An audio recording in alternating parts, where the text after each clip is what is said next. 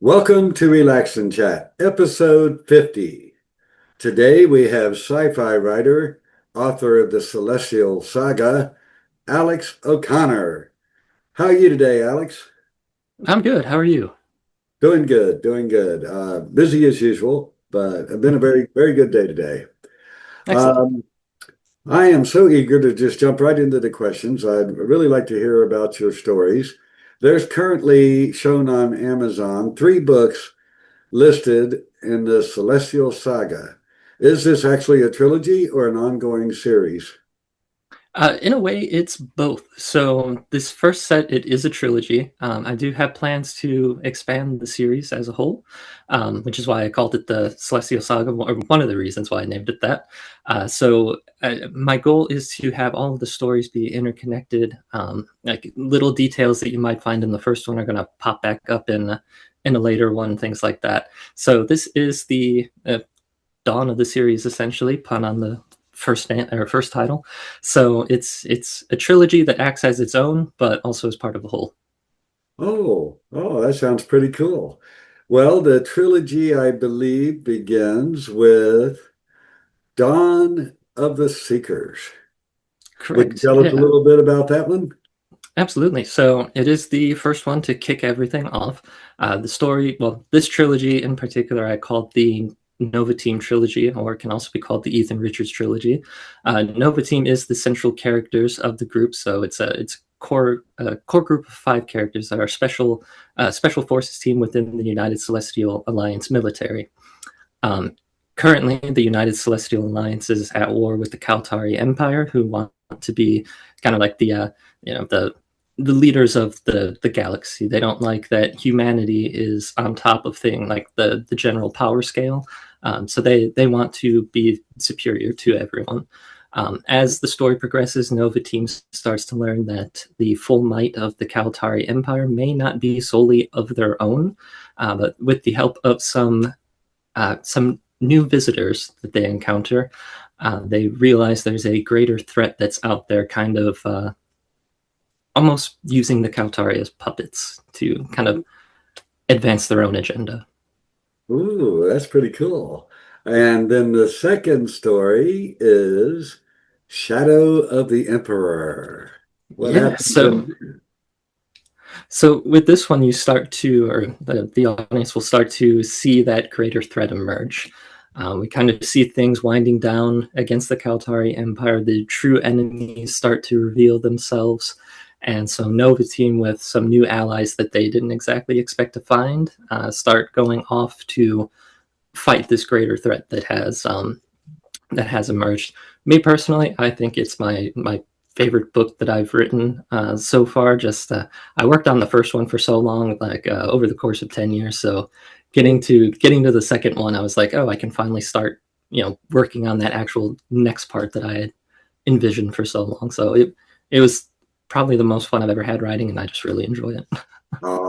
that's very key for so many different reasons to enjoy what you're doing, to love writing. The third book, Brave New Galaxy. Ooh, what's up with Yeah. that one?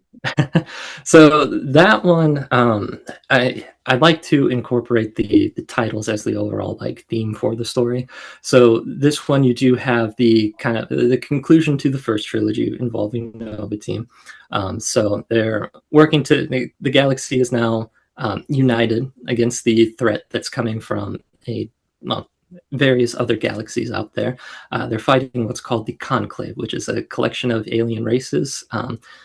Essentially, once they go to your galaxy, you have a choice. You either join them, and because it funding an intergalactic armada is expensive and costs resources, so you either join them and give it all to them, or well, they kind of blow up your all the stars in your galaxy, and then that's it. So Oh, we see the first initial invasion fleet from the Conclave come to the Milky Way, and they now have to face a united galaxy, united Milky Way galaxy, and yeah, we get to see how that plays out. So, Brave New Galaxy essentially is, the for the first time ever, pretty much the galaxy is united as one, and they're entering that new phase of history out there.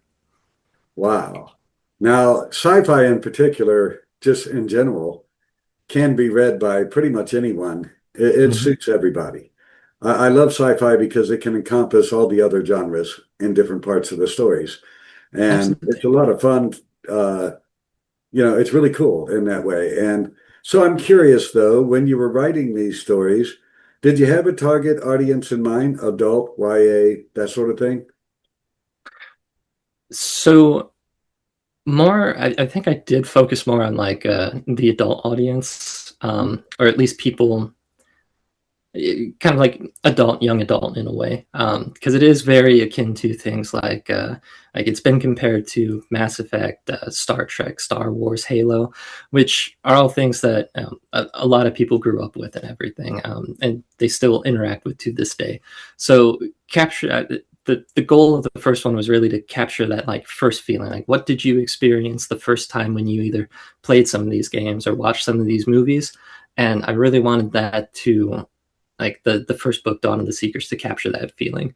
And that feeling in particular is universal regardless of if you're 20, 30, 50, however old you are. Like Uh, I'm sure everyone remembers the first, like how they felt the first time they ever watched Star Wars, or the first time they ever saw Captain Kirk on the Enterprise and everything. And that's really what I wanted to capture in this. So to me, to me the stories can fit a broad range, which is really what the intention was, because I wanted, whoever wanted to pick it up and read it, I wanted them to feel that there was nothing holding them back from doing so. oh, fantastic. Awesome. I love that you kind of refer to Star Trek and Star Wars. I'm old enough that I can go all the way back to the original Star Trek right from the start. Loved it, absolutely loved it. And who didn't love Star Wars? So, Right. boy, when a writer has to look for comps, if you're able to name those two, you're in good shape. So I'm curious, do you have a current work in progress? And if so, would you maybe hint a little bit about it?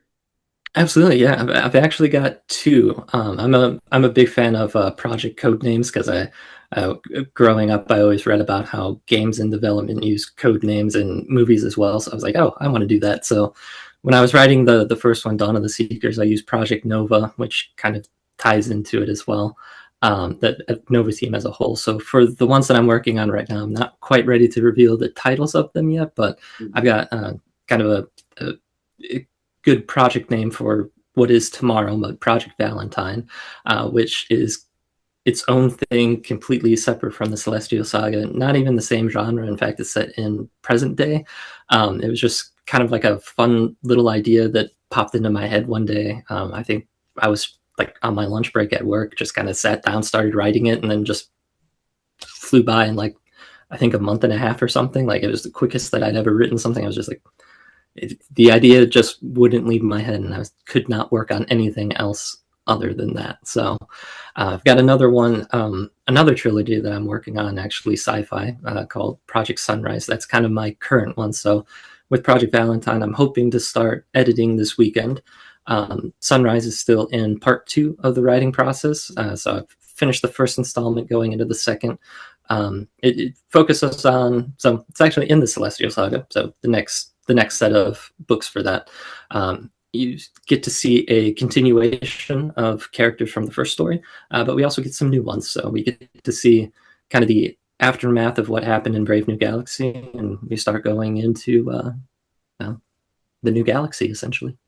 Wow.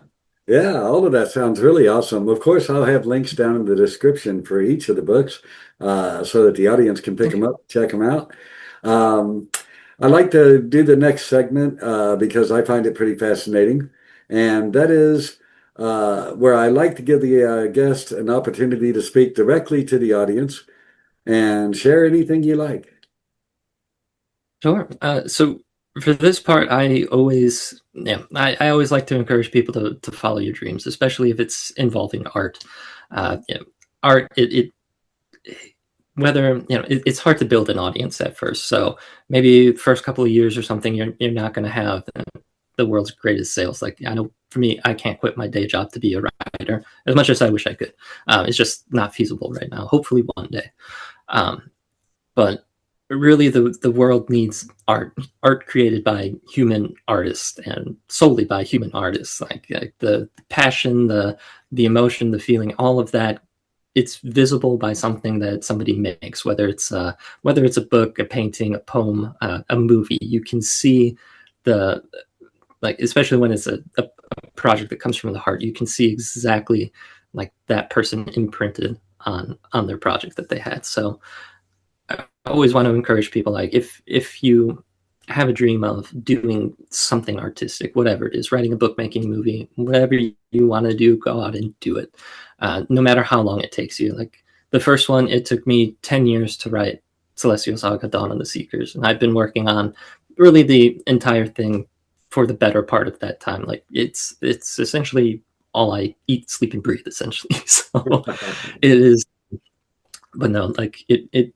doesn't matter if it takes you 10 months, 10 years, 10 days, just whatever it is that you feel like doing, go out and do it. Like it, you'll be all the better for it. You'll feel better, and that art will be out there in the world. And I mean, the world deserves to see what you have to create. So just do it. Yeah. Oh, I totally agree with you. Absolutely agree with everything you just said. Fantastic. A great message to the audience. Absolutely. The next subject that I like to speak about, I have this on YouTube with the description down below, and I'll have relevant links there. But I also share this across my entire platform, and some of the platforms that or sites that I have it on, they can't see the description. So if you would, I'd really like if you could maybe share your website or social media so that someone in the audience could say, hey, how's that new work in progress coming along? Or just say hello. Would you be willing to share that kind of thing?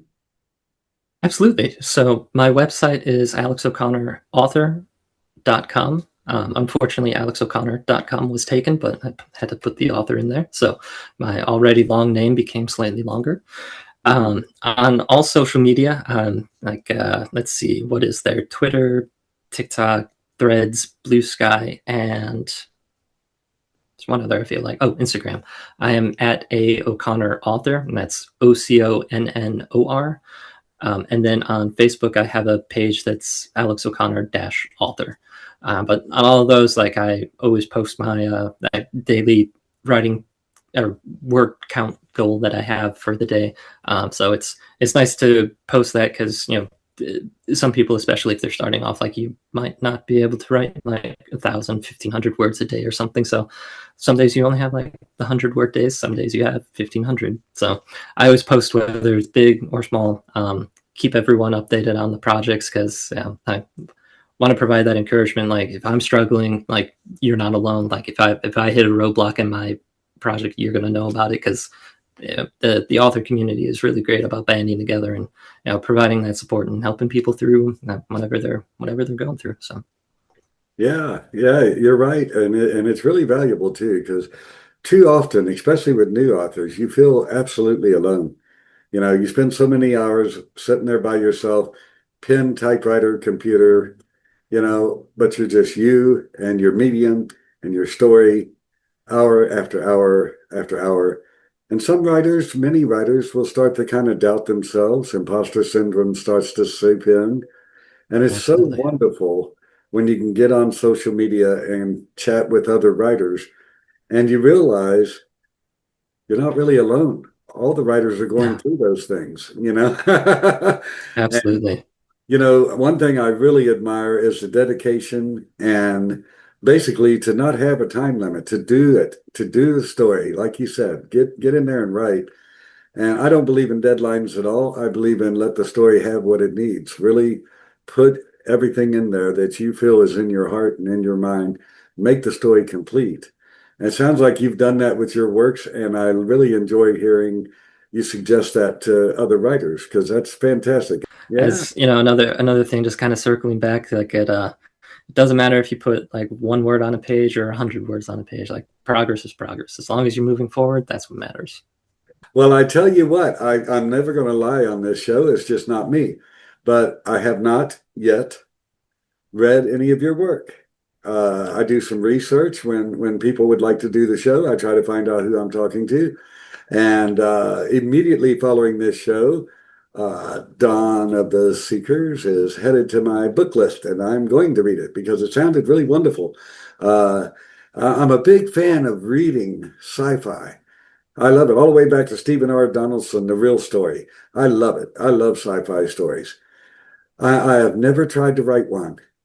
It's always kind of spooked me that I've been told that sci-fi readers, the fans of sci-fi, are kind of sticklers on the like the what is the warp drive and how does it work? I don't have a freaking clue. I'd be picking things out of thin air. I don't know. Was that difficult for you, or did you have a pretty good idea of how things worked in your story? So I had kind of a firm idea of how the overall thing looked. I found that my strategy for if like I'm not the greatest scientific mind to ever be out here. So if I find something that's a little above my knowledge base, I can be like, this is the general concept of what it does, but I don't have to go into 100% how it works. So like in mine, I just pretty much call it a FTL engine. I'm like, that it goes faster than light. There are a lot of people that worked on this. We don't exactly need to know every bolt and wire that's in there of what makes it tick. So. Yeah, I agree. And honestly, too many nuts and bolts can bog down a story and kill the Yes. storyline, rip the pace apart. You don't want to get too involved in that. Uh, that's true in all genres, really. And Okay. but I'll be honest, that's what spooked me from trying to write sci-fi. So, kudos to you for being brave enough to tackle it and being dedicated enough to put in the time and really crank out some great books. I'm looking forward to reading them. I really am. Well, thank you. Thank you. They sound really cool. Well, my little show is what it is, and I'm afraid we're going to have to wrap it up. To the audience, Alex O'Connor, a very intelligent man, I'm sure you've noticed, and currently sitting on a trio of great books that we need to check out, and many more to come in the future. Be sure to reach out to Alex and say hello. I hope you enjoyed this episode of Relax and Chat, episode 50, and I hope I'll see you in the next one. Alex, thanks a lot for coming on the show. I really enjoyed chatting with you. I enjoy chatting with you as well. Thank you for the invite. Thank you, everybody. Have a wonderful day. Bye bye. Do you love a good story? Human writers have inspired our minds and touched our hearts for centuries. Don't let the Tin Man steal our stories. Help us continue to provide talented writers real opportunities. They will bring you wonderful stories. Help us continue to provide strong human editors to help them on their journey.